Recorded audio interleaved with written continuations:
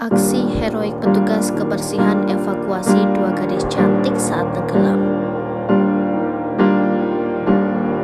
Perahu bermuatan penumpang tenggelam saat menyeberang Sungai Berantas Sabtu 25 Maret 2023. Seorang perempuan muda dikabarkan masih dalam pencarian, sementara 3 penumpang berhasil dievakuasi oleh seorang petugas kebersihan, yaitu Kusnan. Sebenarnya Kusnan mengaku nyaris berhasil menyelamatkan seorang penumpang lain atau orang keempat dan dapat diselamatkannya. Namun, karena arus sungai yang kencang membuat dirinya kesulitan menggapai korban. Korban semula hanya tampak kedua tangannya di atas permukaan air, namun akhirnya menghilang terseret kuatnya arus sungai. Pantauan Tribun Jatim di lokasi sejak kejadian sekitar pukul 7:30 waktu Indonesia Barat hingga pukul 13:25 waktu Indonesia Barat.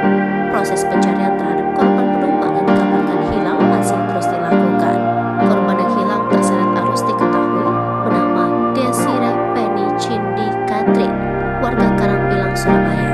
Korban akan berangkat bekerja dengan penumpang perahu penyeberangan.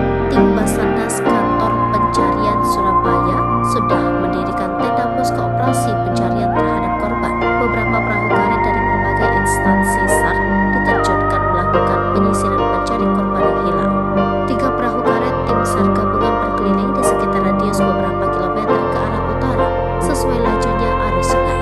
Dikatakan Kusnan sebelum menceburkan diri untuk menyelamatkan penumpang, ia sedang berada di pinggir sungai.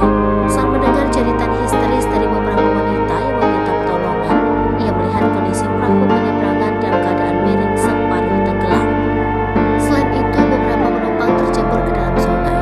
Melihat kondisi darurat tersebut, Kusnan sontak melepas celana kain panjangnya dengan berganti celana pendek yang menjadi bagian rangkap di dalamnya. Lalu, dia menceburkan diri menyelamatkan beberapa orang penumpang yang tampak samar-samar timbul tenggelam berkali-kali di permukaan sungai. Kusnan mengaku dirinya sempat mengalami kesulitan saat menyelamatkan penumpang yang tenggelam. Namun, dia berhasil menyelamatkan 3 orang dewasa, yakni 2 wanita dan 1 pria.